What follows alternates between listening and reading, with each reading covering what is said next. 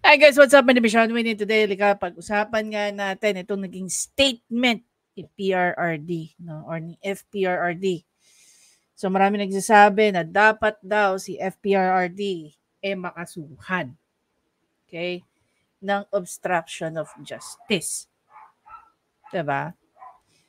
Bakit nga hindi?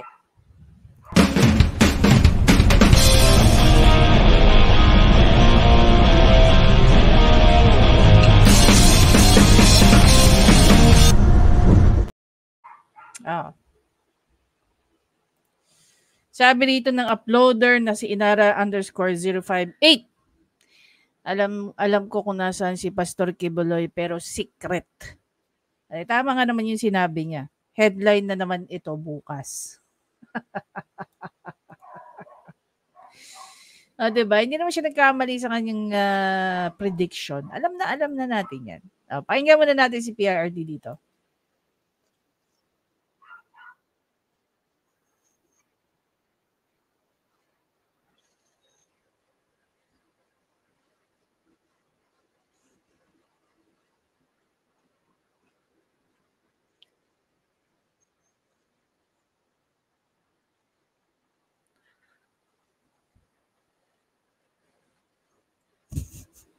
Alam mga Pilipino, very gullible sa totoo lang. Very gullible. Kung ano, ay, mali pala. Balik tayo dito. Ulit. Alam ko. Sabihin ko sa inyo kayong kung saan yan. Alam ko kung saan si Pastor. Pero secret.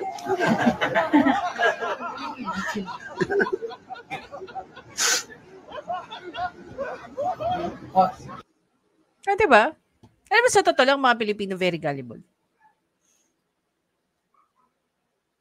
Nung sinabi ni VP Sara na tatakbo daw ang mga Duterte boys,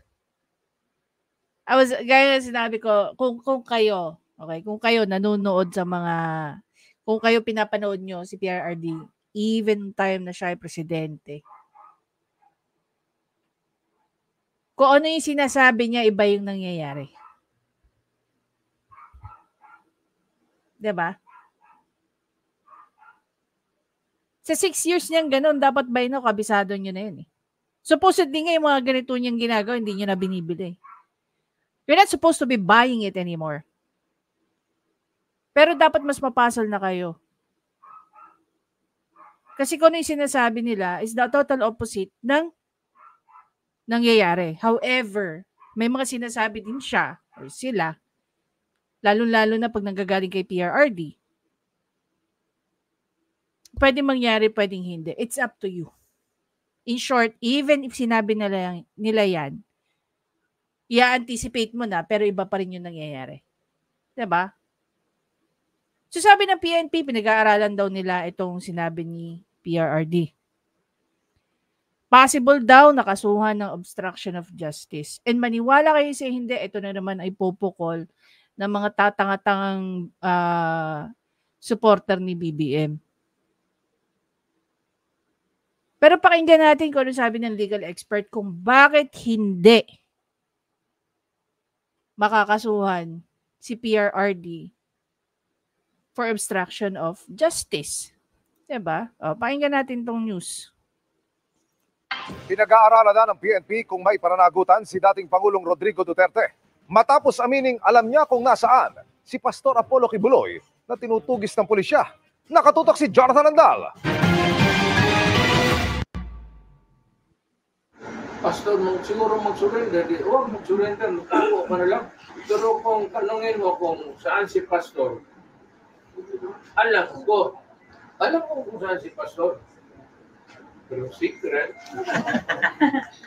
Pinag-aaralan na ng Philippine National Police ang pahayag na ito ni dating Pangulong Rodrigo Duterte kaugnay ng pinaarestong si Pastor Apollo Kibuloy na wanted sa mga kasong sexual abuse at human trafficking. Obviously, ang isang tao na alam na ang kinakokoonan ng isang wanted person may be held liable for obstruction of justice. But then again, papag-aralan muna po ng mga abogado po ng PNP if those statement may constitute obstruction of justice or or just a simple words taken out of context. Gusto raw makuha muna ng PNP kay Duterte ang buong konteksto ng kanyang pahayag para malaman kung nagbibiro lang ito. Yung simpleng video lamang po ay this will constitute hearsay lang. Kailangan nating makausap sir kung sino yung mga kausap niya during that time. Ito ba ay sinabi niya parang just to tease yung mga kaharap niya, is just a joke lang po. Pero hindi nagbibiro niyan si Duterte ayon sa kanyang dating executive secretary na si Salvador Medjaldea. Sabay paalalang abogado rin ng Pangulo na pwedeng igiit ang attorney-client privilege o yung nagpuprotekta sa pagiging confidential ng napag-usapan. Okay.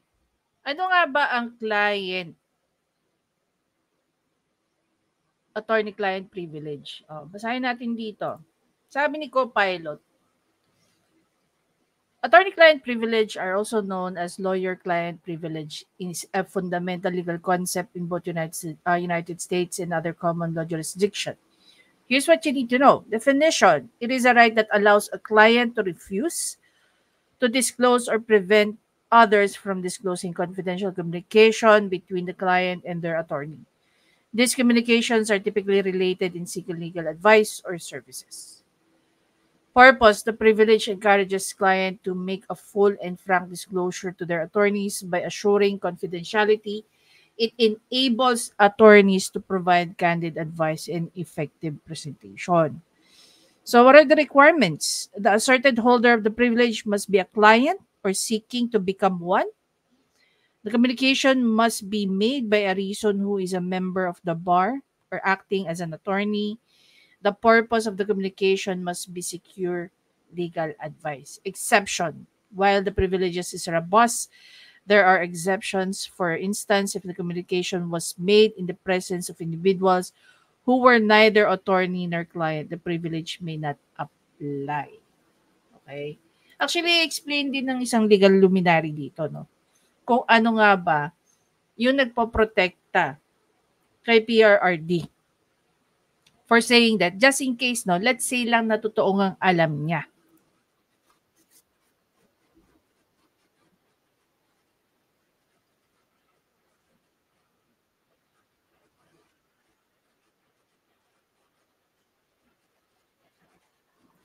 So there you go. Diba? There you go. And even the lawyers, no? Halimbawa, yung lawyer ngayon ni Pastor Quiboloy, yung direct lawyer niya, can they squeeze them? Can they compel them to tell kung nasaan si Pastor Quiboloy? God knows, no? Kung anong alam nila sa whereabouts si Pastor Quiboloy. But because of the client or lawyer-client privileges, definitely. Diba?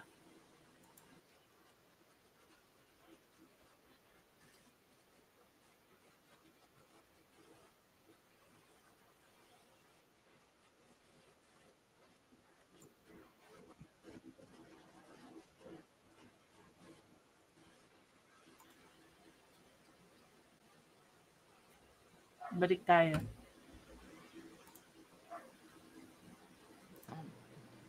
Puwera na lang kung siya'y nautusan ng korte. Confidential ng napag-usapan ng isang abogado at kanyang kliyente. Si Duterte ang administrador ngayon ng mga ari-arian ng Kingdom of Jesus Christ ni Quiboloy. Sabi ng isang legal expert, walang pananagutan sa batas si Duterte dahil lang ayaw niyang sabihin kung nasan si Quiboloy. Hindi rin anya ito maituturing na obstruction of justice, lalo't wala namang kaso at wala sa korte ang dating Pangulo. Wala akong obligasyon para sa kanya na sabihin kung saan. Puwera na lang kung siya'y nautusan ng korte na sabihin. It's going to be a moral liability or a moral obligation. There is no legal obligation for him to say where Quiboloy is. But morally, because he is an ex-president. Pero nakikiusap ang PNP, makipagtulungan sana sa pulisya kung may impormasyon sa kinaroroonan ni Quiboloy o kung sinong nagkakanlong sa kanya. You know, the problem is, no? Una sa lahat, sino ba ang magta-traitor kay Quiboloy para ituro kung nasaan siya literally? After what they have seen sa ginawa ng PNP sa mga properties ng KOJC, do you really think may mga taong tutulong sa PNP para lang hanapin ito? Tsaka grabe, no? Etong si Pastor Kibuloy, ako hindi ko inaano si Pastor Kibuloy, pero let's make comparison here. Si Pastor Kibuloy, human trafficking, sexual abuse. Grabe niyong hanapin. Pero si Bantag, na hanggang ngayon at large, bakit hindi niyo ginagawa yung ganito? We don't know ano yung effort niyo kay Bantag, pero hindi namin nakikita sa media na ginagawa nyo rin kay Bantag yung ginagawa nyo kay Pastor Kibuloy. Kung ito ginagawa nyo kay Pastor Kibuloy, gawin nyo rin kay Bantag. Kung ginagawa nyo to kay Pastor Kibuloy, excuse me, dapat gawin nyo rin sa lahat ng mga taong meron warrant of arrest na at large pa rin. Diba? Sige nga.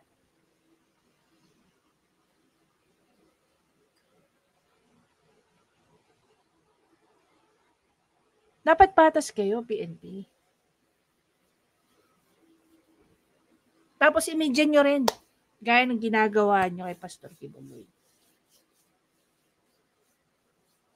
Diba? Nire-remind po natin at paalala na maaaring may kaharapin po silang mga kakampatang kaso po. Aalalahanin po natin na mabigat po itong mga kasong kinakaharap po nitong mga akusado at sila po ay tinuturing na nating mga pugante. Para sa GMA Integrated News, Jonathan Andal, nakatutok 24 oras. Ayun na. So, syempre, inis na naman yung mga anti-Duterte kasi hindi nga makakasuhan si PRRD tungkol dyan sa kanyang sinabi. Now that you know, because of that client-lawyer privilege or attorney-client relationship or privileges,